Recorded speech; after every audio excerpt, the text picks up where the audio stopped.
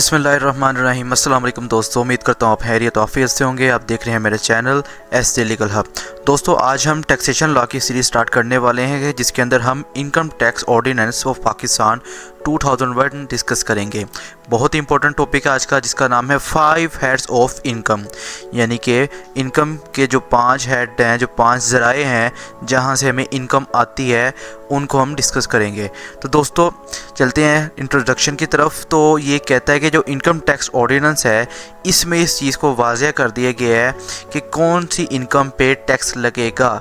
अब वो 5 ज़राए हैं, 5 हेड्स हैं इनकम के, जिनके ऊपर FBR हमसे टैक्स लेता है। ठीक है, वो कौन से हैं, इनको हम देखते हैं।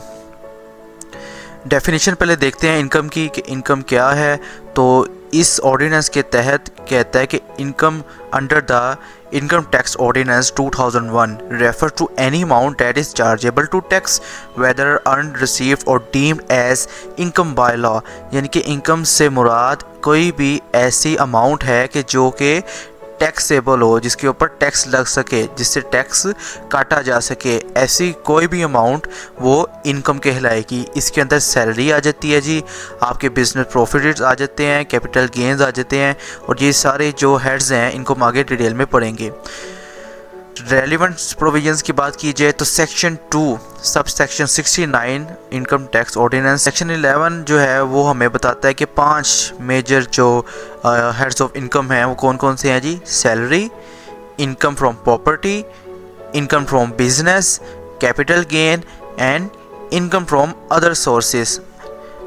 अब ये क्या होते हैं, इनको हम स्टेप बाय स्टेप देखते हैं जी। तो पहली चीज़ आती है सैलरी, जो सेक्शन 12 को डील करता है सैलरी को। वो कहता है जी salary include all remunerations received by an employee from an employer in cash or kind during a tax year।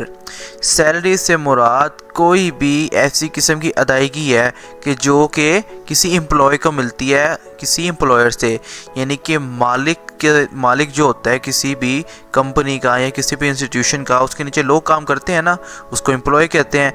वो एम्प्लॉय जब कोई रकम लेता है कैश की सूरत में एक टैक्स ईयर के दौरान, तो वो बेसिकली उसकी रकम क्या कहलाती है, सैलरी, जो आपको पता है। लेकिन कानून में ये इसी तरह लिखा हुआ है कि received by an employ from an employer in cash और एनी काइंड। तो इसमें क्या क्या चीज़ें आ सकती हैं सैलरी में। एक तो बेसिक सैलरी आती है जो हमें पैसों की सूरत में दी जाती है, बोनस भी आता है, इसमें आपके अलाउंसेस आते हैं, ठीक है, आपकी ग्रेचुइटी आती है, पेंशन आती है, और परक्यूसाइड्स आते हैं आपके, यानी कि कार और अकोमोडेशंस जो आपको सहूलियात मिलती हैं। ये सारी की सारी जो है वो सेक्शन 12 सैलरी में डील करते हैं। इसका प्रिंसिपल ये कहता है कि जब आपको एक साल के अंदर जो टैक्स में जो मिलती है, सैलरी मिलती है एक टैक्स ईयर के अंदर, जो आप रिसीव कर लेते हैं, अपने हाथ में ले लेते हैं, आप उसके मालिक बन जाते हैं, तो उसके ऊपर उस सैलरी पे आपको टैक्स देना पड़ेगा। मिस्टर अली जो हैं उनकी मंथली सैलरी है 1 लाख, ठीक है, जिसमें से 20,000 उनको हाउस का रेंट भी दिया जाता है। तो टोटल 1,20,000 उनकी सैलरी है, इसमें से उनको टैक्स देना पड़ेगा।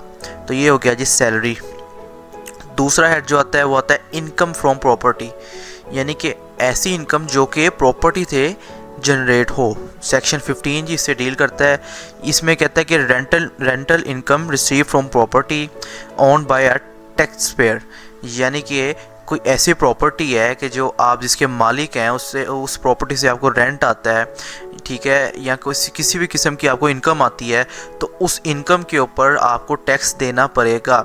इसमें क्या क्या चीज़ें इंक्लूड आती हैं, रेंट ऑफ रेजिडेंशियल और commercial property, advance and non refundable deposits and for future security. ये सारी चीज़ें आपकी उसमें फॉल करती हैं इनकम फ्रॉम प्रॉपर्टी में।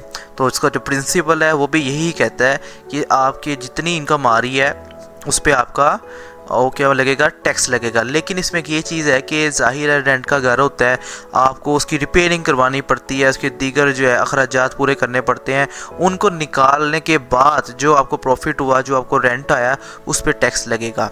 जिस तरह एग्जांपल आप देख सकते हैं कि मिस्टर उस्मान ने जो है वो एनुअल रेंट इकट्ठा किया है घर में से, जो कि बनता है यहाँ पे 5 लाख रुपए, ठीक है, और उसमें से 20% उनका जो है वो रिपेयरिंग के अंदर से निकाल दिया जाएगा, यानी कि उस पर टैक्स नहीं लगेगा, और बकाया 4 लाख पे उनका टैक्स लगेगा। उसके बाद जनाब बात आती है income from business. Section 18 deal करता है, सीधी सी बात है कि प्रॉफिट और gain derive from any trade, commerce, manufacture और प्रोफेशन। ठीक है जी, वो आपका बिजनेस कहलाता है। तो उसमें से जो आप इनकम हासिल करते हैं वो कहलाता है इनकम फ्रॉम बिजनेस, जो आपको इनकम आती है बिजनेस में से। इसमें क्या चीज़ें इंक्लूड्स हैं जी? इसमें आपकी सोल प्रोप्राइटरशिप, आपकी partnership film profit, professional earnings, freelancing और कंसल्टेंसी इनकम। ठीक है, ये तमाम पहलुओं को देखते हुए आपके बिज़नेस में से जो आपको प्रॉफिट होता है उसमें से टैक्स जो है वो निकाला जाता है। जो आपकी नेट इनकम है, प्रिंसिपल यही कह रहा है, the net income after deducting all allowance business expensive is taxable, book of accounts are necessary for verification. यानी कि वो यही कह रहा है कि आपके तमाम किस्म के अलाउंसेस, आपकी नेट इनकम, उसमें से जो आपके एक्सपेंस हैं उनको डिडक्ट कर दिया जाएगा और बकाया जो आपके पास प्रॉफिट आया है उस पर आपका टैक्स लगेगा। इसकी एग्जांपल देखिए, आपको ये वाक़या सारा क्लियर हो जाएगा कि मिस फातिमा एक बुटीक रन करती हैं जी। उनकी सालाना जो सेल है वो कितना है, 20 लाख रुपया, और इसमें उनको एक्सपेंस कितना पड़ता है, 12 लाख रुपया। तो 20 लाख में से 12 लाख तो चले गए ना, पीछे बचा इनका कितना, 8 लाख रुपया। तो जो 8 लाख रुपया इनको बचा है एक्सपेंस निकाल के, जो उनको बचत हुई है, इस पे जो है वो इनका टैक्स लगेगा। उसके बाद जी कैपिटल गेन, सेक्शन 37। ये कैपिटल गेन होता क्या है? कहता है profit arising from the disposal of capital asset such as shares, property etcetera. और इसमें एक डेफिनेशन है, कैपिटल एसेट क्या होता है, property of any kind held by a person but exclude stock in trade और बिजनेस एसेट्स। यानी कि कैपिटल गेन से मुराद आपके पास कोई ऐसी चीज़ थी जो आपने बेची और उसके बेचने के बाद आपको कोई बड़ा मुनाफा हुआ, तो उसके ऊपर जो आपको मुनाफा हुआ है उस पे जो टैक्स लगेगा वो बेसिकली कैपिटल गेन के अंदर फॉल करेगा, सेक्शन 37 के तहत। ठीक है जी, कोई आपने कोई चीज़ बेची है, आपका कोई एसेट था, कोई घर था, कोई प्रॉपर्टी थी, कोई शेयर्स थे, आपने बेचे, आपको मुनाफा हो गया, तो उसके ऊपर जो आपको टैक्स लगेगा वो कैपिटल गेन के अंडर आएगा। ठीक है, इसका प्रिंसिपल भी यही है कि सबसे पहले आपकी सेल प्राइस में से आपकी जो कॉस्ट पड़ी थी उसमें वो निकाला जाएगा, बाकी जितना आपको उसमें से प्रॉफिट हुआ है उसके मुताबिक आपको टैक्स देना पड़ेगा। मिस्टर खान ने एक प्लॉट जो है वो लिया जिसकी कीमत क्या थी जी, 1 करोड़ की थी 2020 में, और उन्होंने 2025 में इसको 1 करोड़ 80 लाख का सेल कर दिया। अब इनको जो 80 लाख का जो प्रॉफिट हुआ है इसको ये टैक्सेबल होगा, इस पे इनका टैक्स कटेगा। तो ये है बेसिकली कैपिटल गेन।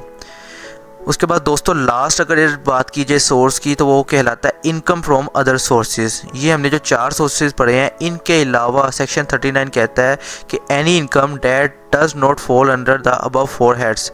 यानी कि इन चारों में अगर कोई चीज़ नहीं आती तो ऐसा तो नहीं है कि आपको मुबर्रा कर दिया जाएगा टैक्स से। कानून कहते हैं नहीं, अगर इन 4 हेड्स के अलावा आपको किसी भी दूसरे जो है वो तरीके से इनकम आ रही है तो वो किस में फॉल करेगा, इनकम फ्रॉम अदर सोर्सेज में। तो इसके अंदर क्या क्या चीज़ें आ सकती हैं, डिवाइडेंड इनकम आ सकती है, प्राइस बॉन्ड आपको पता है, रॉयल्टी, रेंट फॉर मशीनरी। और रॉयल्टी में ये चीज़ें आती हैं कि आप जो शाद करते हैं, किताबें वगैरह या कोई इस तरह का इंटेलेक्चुअल वर्क करते हैं, वहाँ से आपको कुछ इनकम आती है। इसी तरह गिफ्ट्स हैं, कोई आपने कोई बैंक के अंदर इंटरेस्ट रखा हुआ है अपना, वहाँ से आपको इंटरेस्ट आता है। और इसी तरह पेंशन्स हैं। तो ये बेसिकली सारी इनकम फ्रॉम अदर सोर्सेज में आता है। तो ये बेसिकली दोस्तों आज का था हमारा टॉपिक जिसको हमने पढ़ा, जिसका नाम था 5 हेड्स ऑफ इनकम, जिसके अंदर salary, property, business, capital gain and other sources को हमने डिटेल से पढ़ा। उम्मीद करता हूँ आपको आज का टॉपिक पसंद आया होगा और समझ भी आया होगा। मिलते हैं नए लेक्चर में एक नई इंटरेस्टिंग वीडियो के साथ। तब तक के लिए अपना ख्याल रखिए और मुझे इजाज़त दीजिए, अपने इस चैनल का भी। और अल्लाह हाफिज़।